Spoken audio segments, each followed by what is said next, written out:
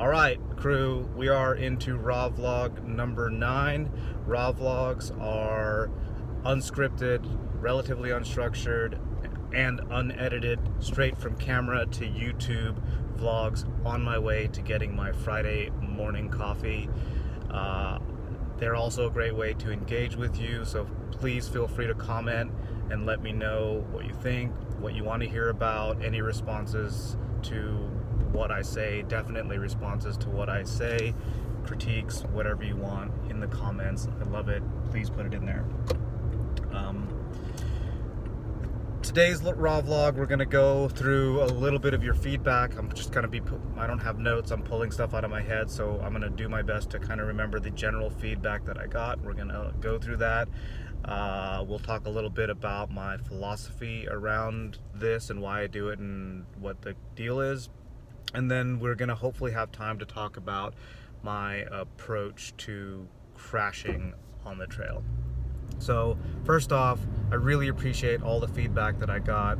A lot of you just let me know that you do dig these raw vlogs, and that stokes me out. I was a bit insecure going into this, so it's cool to get that support from you. Thanks for that. Some of the critiques I got, I really appreciated it. I'm sorry that I'm not remembering your name, but one of you suggested that it'd be good if I just kind of let you know up front what you're getting in the raw vlog, and so you can see I kind of did that today. That's going to be somewhat accurate because these are raw and unedited and unstructured, and I try to make them 12 to 15 minutes. That's why I actually start recording right around the same place, because it takes me about that long from there to the parking lot of Still Coffee and Tea. So I did that. There were some critiques about, like, you should edit these things, but that's kind of, you know, goes against the idea of these, that they are raw and unedited. Because I also, well, we'll get into that in just a second. But the one that I'm kind of concerned about is somebody mentioned that the volume is not very good. I'm actually trying to get closer to the camera, but the volume is not great. Yeah, normally I process all my audio and stuff like that. Right now I'm just recording on an iPhone, so if I'm going to continue doing these, I might find a better audio recording system or something. But yeah, I do record it on the iPhone and then just post straight from the iPhone. So I'll continue doing it. Please continue to give me suggestions. Good stuff. So my whole thing with these raw vlogs is I wanted these things to be really efficient to produce, and I wanted them to be raw, like unfiltered, straight to you. And then I also wanted it to be a way to better engage with you, and just like really in the comments, hear your responses to what I think about stuff, hear what you think about it, all that kind of stuff. And so I find that even though there's not a ton of views on these compared to the other videos, the engagement is really good, and I'm stoked on that. So let's kind of keep that going. I'll try to figure out something for the audio, but I don't really know what that is yet. I know you can get mics for the iPhone, if you have any suggestions. But that actually kind of gets us to the next section here, which is like some of my rules around this. Like that efficiency part is about, a little bit of background. So I work a 9 to 5, Monday through Friday. I train on Mondays and Wednesdays, so that leaves me like Monday a couple hours, Wednesday a couple hours after training to edit, and then Tuesdays and Thursdays, a few hours there to edit video.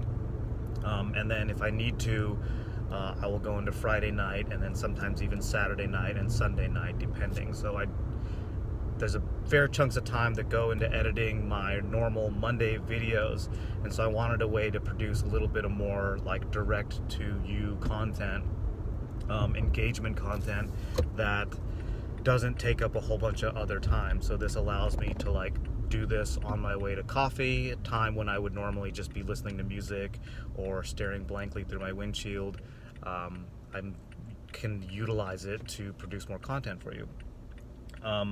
So my point being, like, I don't want to add a process of editing and processing this stuff to get it to you. Yeah, is that kind of what I was saying? Maybe I lost my train of thought. In any case, I think I covered what I was trying to talk about.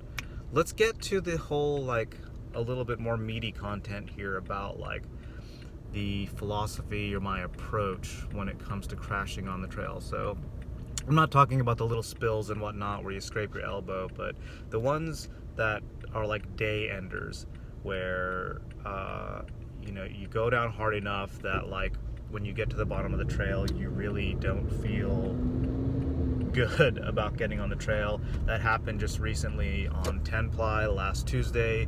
I was trying to be more aggressive in this one section, actually the same section that I had crashed in before. You're gonna see this actually in the next video, kind of what happened.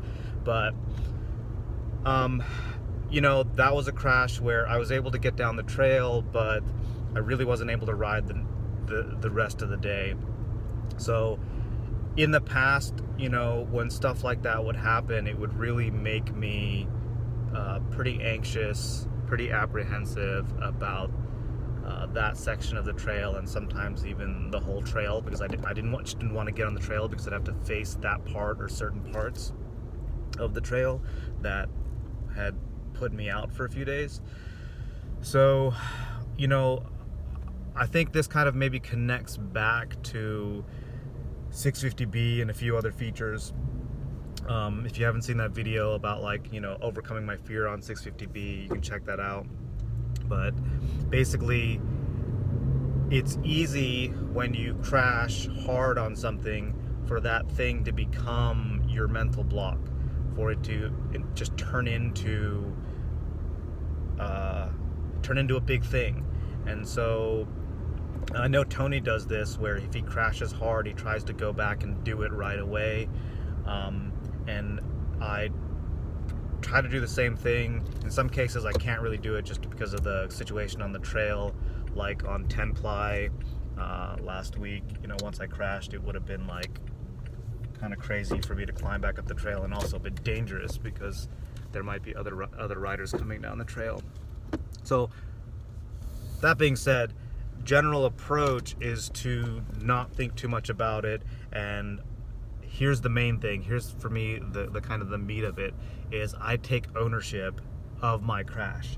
So if I kind of like, and I think we do this without really thinking about it, but if I kind of put the crash on the trail, like, I crashed because of that big crazy feature, or because of the way the trail was, or whatever, well, now I've let the trail own my ride, right?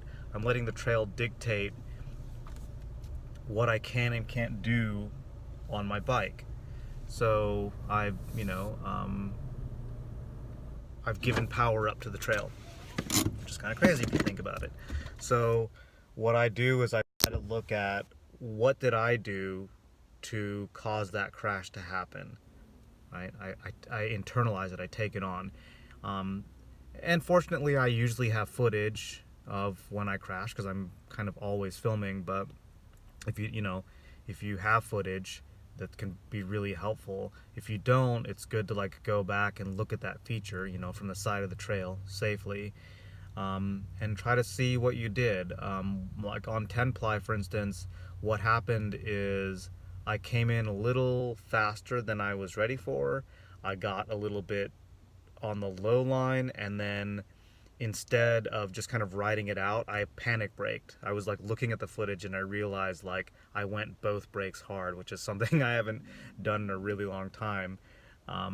But that's one of those things that kind of happens when I'm in an unfamiliar situation. I'll kind of revert back to old habits, which are usually bad habits. So that was one thing, I let myself revert back. And the other thing is, I saw the line, and I'm looking at the footage now, and I'm seeing, like, okay, I should have just been a little bit more to the right. I let myself drift down. And yeah, anyway, not to get too much into the particulars about what happened in that crash, but just generally taking on my part in the crash, knowing that I'm the one in control of the ride, and if I'm not, I need to like chill out. Okay, if I'm on the bike and I'm not really controlling what's going on the bike, probably shouldn't be on the bike that day or for a little while, or reset my brain. So just always owning the ride, whatever happens on the ride, owning that, and then by doing that, it empowers me to go back and change it so I can go back into that trail. I'm actually excited to go back on 10 ply because I want to reconfigure my line, and I'm probably just going to go a little bit slower through there and not worry about my ego about having to be all as fast as I can go on 10 ply. So yeah, there's that. I think that's everything. Is that everything we needed to cover? I hope you dug this video. If you did, hit the like button. If you have any critiques, please hit the comment button and let me know what those critiques are. If you want to see more videos like this or ride videos, hit the comment button. Thanks. Again, thanks for your feedback. Really appreciate it. Good stuff. Gonna go get coffee.